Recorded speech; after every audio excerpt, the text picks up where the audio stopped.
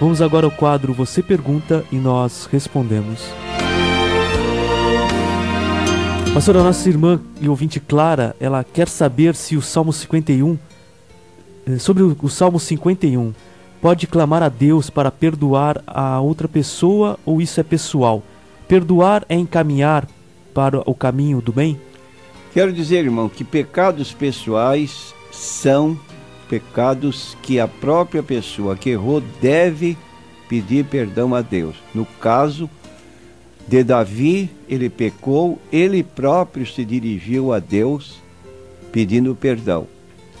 Nós podemos orar por pessoas, amigas, conhecidas e até inimigas, no sentido de que Deus leve essa pessoa a aceitar o seu Filho Jesus Cristo, a arrepender-se de pecados cometidos. Interceder em favor dos outros é próprio, é bíblico, é correto. Mas não podemos orar para que Deus perdoe o pecado de uma pessoa que ela mesma não sente que é pecado. É preciso que o Espírito Santo convença do pecado a pessoa que errou e que ela peça perdão a Deus. Agora oremos por ela, para que o Espírito Santo a convença do seu erro. Podemos orar para que a pessoa, pedindo para que ela se arrependa. Isso, pedir que a pessoa se arrependa. Mas pedir perdão no lugar dela não é possível. Mais uma pergunta, pastor, do nosso irmão ouvinte João. É correto o crente andar com uma corrente com a estrela de Davi? Nós queremos dizer que os símbolos representam um ensino. É um símbolo, mas ele transmite uma ideia. E quero dizer que esta estrela de Davi, ela é um símbolo da nova era. Logo é um símbolo do ocultismo, e um crente que caminha, que traz no seu pescoço este símbolo, está transmitindo uma ideia, que ele simpatiza com este movimento chamado Nova Era, que é um movimento contrário à palavra de Deus. São novos paradigmas que a Nova Era impõe, como se nós estivéssemos vivendo controlados pela astrologia e que agora saímos da era de peixes e entramos a partir do ano 2001 na era de Aquário ou Aquariana, e que a situação vai mudar. Entretanto, estamos no ano 2008 e não vemos nenhuma mudança, senão piora, mostrando assim que a astrologia não é confiável. O Salmo 37 recomenda que a nossa confiança esteja em Deus e não nos astros. Versículo 5. Entrega o teu caminho ao Senhor, confia nele e ele tudo o fará. Então tenha presente, qualquer símbolo que você ostentar, você está transmitindo uma ideia. Até crucifixos também que alguns usam, a fé está nesse crucifixo e é um objeto que nós chamamos uma superstição, que o crente não deve ostentar porque a fé dele está em Deus. Mais uma pergunta, pastor, da nossa irmã ouvinte Aurora. Se é correto um crente ler outros livros e revistas, desde que não contenha coisas indecentes ou perniciosas? Quero dizer à nossa irmã Aurora que os livros a que ela se refere como indecentes e coisas perniciosas, não é só nesse particular que há problemas quando lemos outros livros.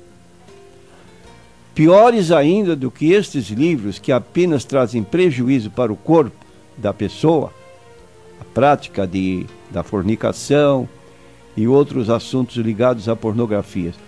Mas um assunto que é uma heresia, como diz 2 Pedro, capítulo 2, versículos 1 a 3, heresias são chamadas heresias de perdição se um crente começa a ler livros religiosos que ensinam práticas e crenças fora da Bíblia Sagrada. O perigo dele é maior, porque ele vai transmitir o erro para os outros. E também houve entre o povo falsos profetas, como entre vós haverá também falsos doutores, que introduzirão encobertamente heresias de perdição e negarão o Senhor que os resgatou, trazendo sobre si mesmos repentina perdição. E muitos seguirão as suas dissoluções, pelos quais será blasfemado o caminho da verdade. E por avareza farão de vós negócio com palavras fingidas, sobre os quais já de largo tempo não será tardia a sentença, e a sua perdição não dormita. Então queremos dizer, cuidado com livros religiosos que são oferecidos a preços módicos à sua porta. Não compre.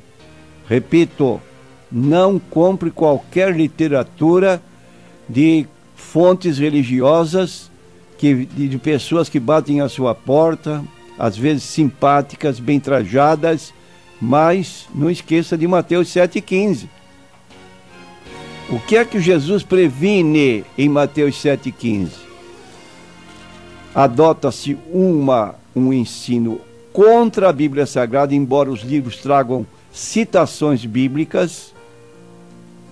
Acautelai-vos, porém, dos falsos profetas, que vêm até vós vestidos como ovelhas, mas interiormente são lobos devoradores. Então nós queremos dizer, você tem um pastor, tem confiança nele, é uma pessoa que pesquisa, que conhece, porque tem pastores que são inimigos de livros, no sentido geral, não sabem nada, pouco sabem, não podem orientar. Agora, telefone para nós, para o nosso programa, que nós temos conhecimento suficiente para dizer para você, este livro é bom, leia. Por exemplo, eu recomendo um livro, Conhecendo as Doutrinas da Bíblia. Meyer Pirman.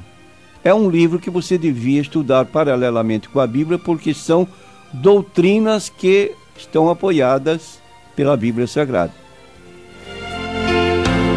Mais uma pergunta, pastor, diz assim: superstição é uma doença da alma? Podemos dizer que sim. É uma prática, como dissemos, que é transferida da fé em Deus para um objeto. Você carrega uma figa aí no seu bolso, no seu carro, ou outros objetos em que você confia, passe a ter uma confiança em Deus e não em objetos. Objetos são superstições e é uma doença da alma. Próxima, pastor, do nosso irmão ouvinte Saulo. Tem que tirar o dízimo de tudo ou do líquido daquilo que recebemos? Nós temos descontos chamados obrigatórios, imposto de renda, INSS, às vezes um desconto de sindicato. Então esses descontos devem ser diminuídos do salário e paga-se o dízimo pelo líquido que a pessoa recebe no holerite, com relação a esses descontos obrigatórios. Mais uma, pastor, do nosso irmão ouvinte Robson. Diz assim: quando fui batizado foi em nome do Pai, do Filho e do Espírito Santo. Mas é dito por aí, pastor, que o batismo só é válido em nome do Senhor Jesus. O meu batismo foi válido? O seu batismo, se você batizou-se por imersão em nome do Pai e do Filho e do Espírito Santo, conforme recomenda Mateus 28:19. Portanto, ide e fazei discípulos de todas as nações, batizando-os em nome do Pai, do Filho e do Espírito Santo. Então eu quero dizer que há um erro de interpretação quando pessoas se valem de Atos 2:38 para dizer que o batismo deve ser feito em nome de Jesus. Não está certa essa interpretação. A autoridade para celebrar o batismo partiu de Jesus. Ide, ensinar e batizando. Quem mandou batizar? Jesus. Como ele mandou batizar? Em nome do Pai e do Filho e do Espírito Santo.